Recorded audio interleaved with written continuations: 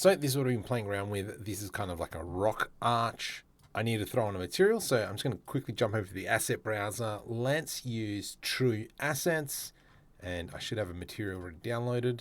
And if we go into select one of these, I just want a standard shader. Just slap a rock material on like that one.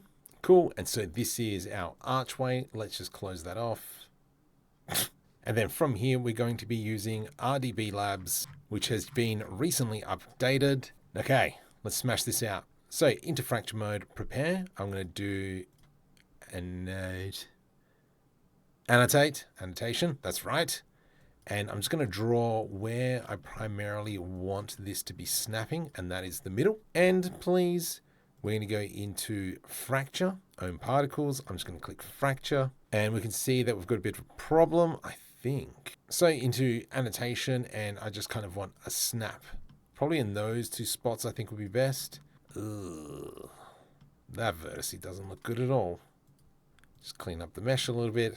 Lovely, much better. And then let's end that annotation over into fracture, annotation pencil. Let's go into fracture. And I can see that we do have some overlapping vertices. And that was just kind of like how I, moved this around to kind of get this view. I'm happy with how that looks. Most of the things that are going to be breaking are going to be here. So let's go apply fracture. Excellent. From here, we're going to jump over into physics. Let's add in a ground. GZ, just move that down a little bit just so we can focus on this. RBD settings, I think everything's going to be fine. 250 frames. We can have it so it's started on deactivation. So it's not going to do anything until it's hit. And then we can come in and select the pieces that we want to be passive, which will be this. So when that falls and breaks apart, nothing's going to happen. So if we were to come in and click update and we press play, nothing happens. Perfect.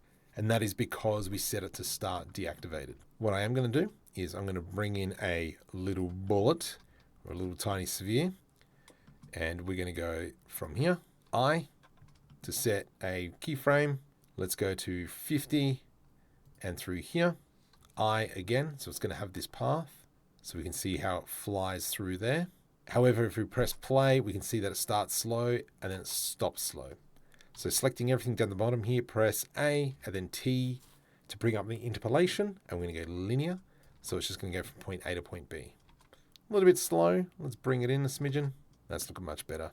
Let's just quickly jump over into the physics tab, rigid body, and we're going to call this passive, and it's animated. So now when we go update, hopefully when we press play, beautiful, it falls down, which is what I want. I don't want like a big explosion, but we can see crud goes flying off.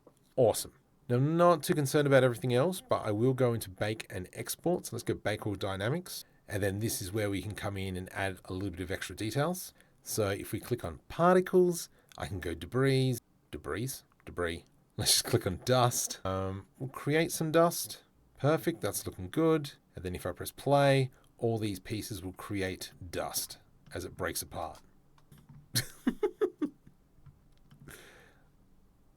Let me just bring down the film light, just so it's not intense. Awesome. And then when we go back to the start, we can see all that coming through.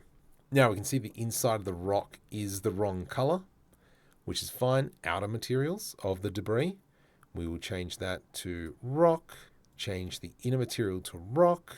Also, the other thing is if I were to select everything like so, come into materials, let's make sure we select one of these. Inner material, we'll change that to rock as well. So now that is looking all better. Make sure we go copy material to selected. Nice. And now we have that. Now when I was mucking around with this earlier, we can come down into smoke. Let's go smoke from mesh. And I'm going to go add smoke. Oops. Let's go ahead and select everything. And we'll go add smoke. There we go. What I had to do there was just come back into particles and click update. So if we go into smoke, and then we'll see that we will have kind of like a bunch of smoke now appear.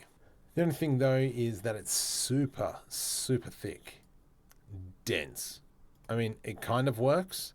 Maybe if we save it, let's bump up the resolution to 128. And then obviously now it's going to take a lot longer. Oh my goodness, Marco, just cache, come down into dynamic switch and bake. Come back up into bake and exports maybe, bake all dynamics. And this is going to slowly go across. Now this only bakes off memory from one CPU, and it also goes off the speed of the CPU. So just keep in mind that. And now that we've updated the resolution, baked it through, the dust is obviously looking a lot better, which is exactly what we want. Perfect.